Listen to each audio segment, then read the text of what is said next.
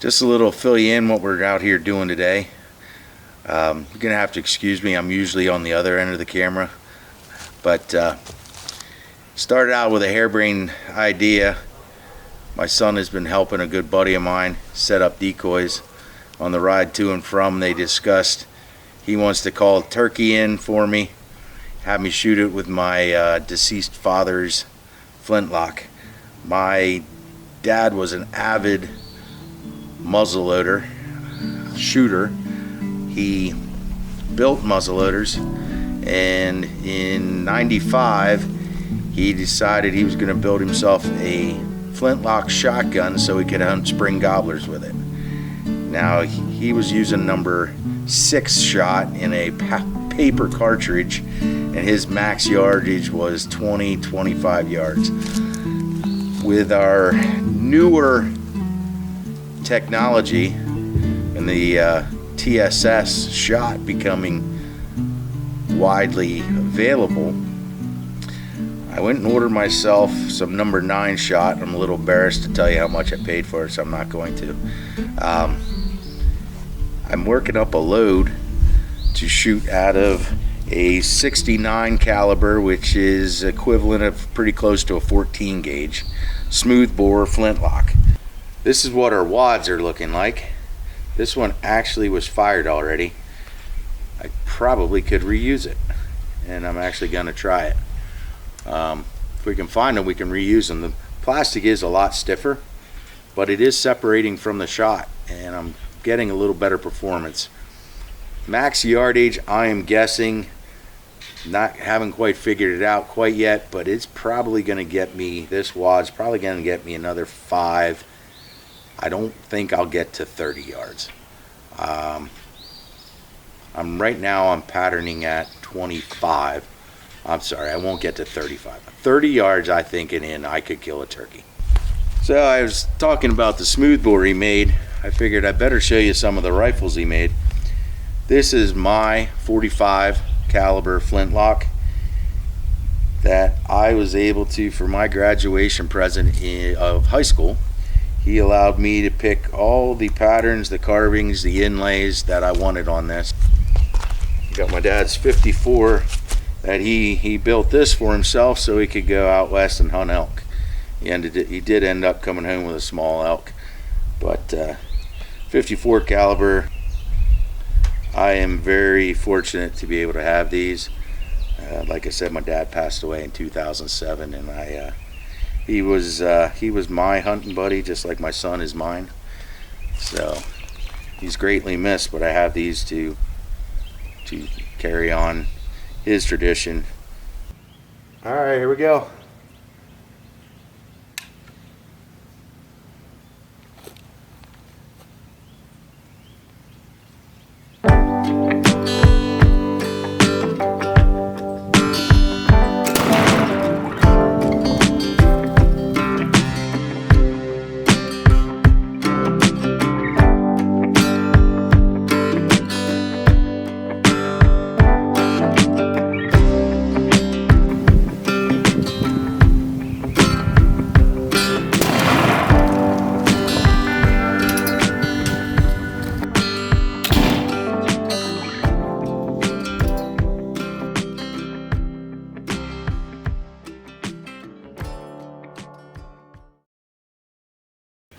So we were set up listening on the edge of the field up on top, and the gobbler that had the half-hearted gobble wouldn't finish it, fired off behind us in the woods a little above us. So we worked up and set up on him, corner of field, expecting him to work the lower edge.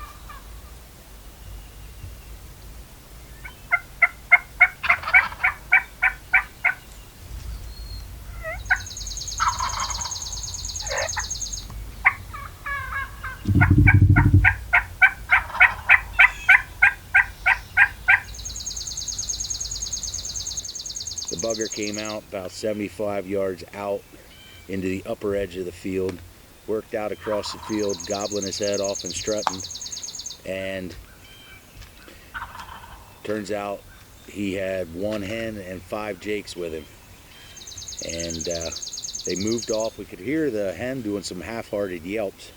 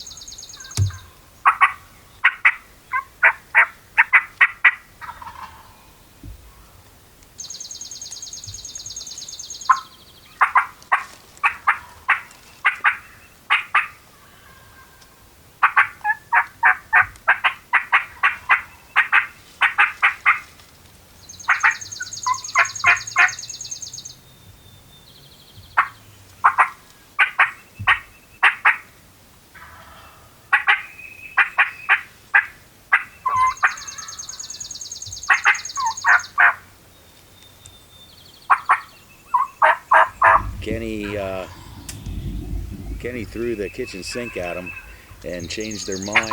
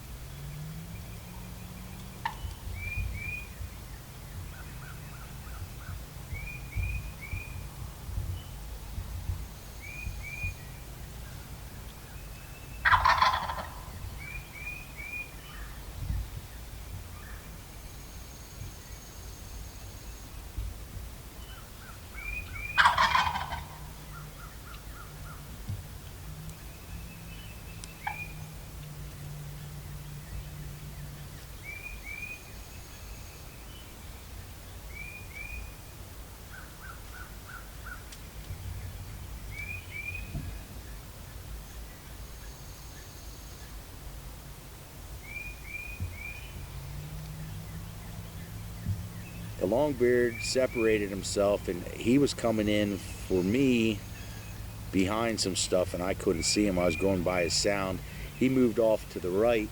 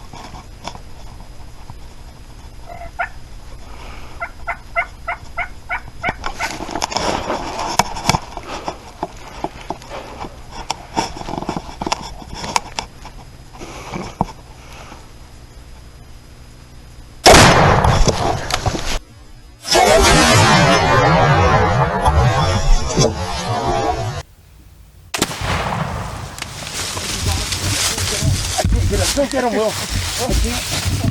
I can't get up. I can't get up, Will. I can't. Oh, I can't.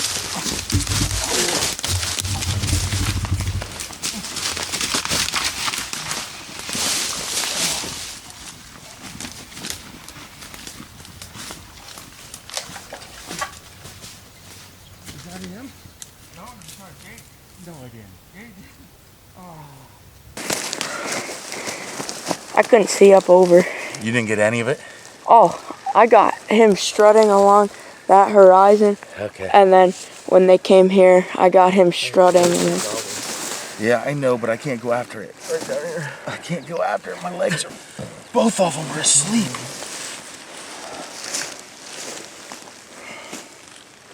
I couldn't tell which one was a longbeard when towards the end. Longbeard was right in front of me. I said the front one, and you said yeah. And then he came back, and I was on him and put his head up. They were putting. They caught me. They saw something. Yeah. But there was one head in that whole thing. Was there one in here? One head. It's a heavy bird. That was the one that came up from behind.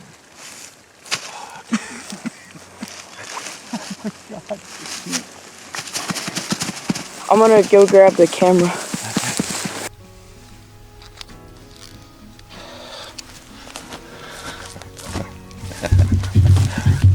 The bird, man. Well, we got it done. I kind of messed it up, but I really can't be disappointed. So I ended up shooting the wrong bird after working this longbeard. Same longbeard we worked last week for my son. For about an hour we worked him, probably a little over. And I ended up shooting the Jake. But I can't be very disappointed. I was able to shoot it with my dad's Flintlock. My dad passed away in '07, and kind of made it my mission this year to shoot one with a flintlock. And we made it. We got her done. I got to give a special thanks to Kenny, buddy of mine, waterfowl guide, also pretty doggone good turkey caller.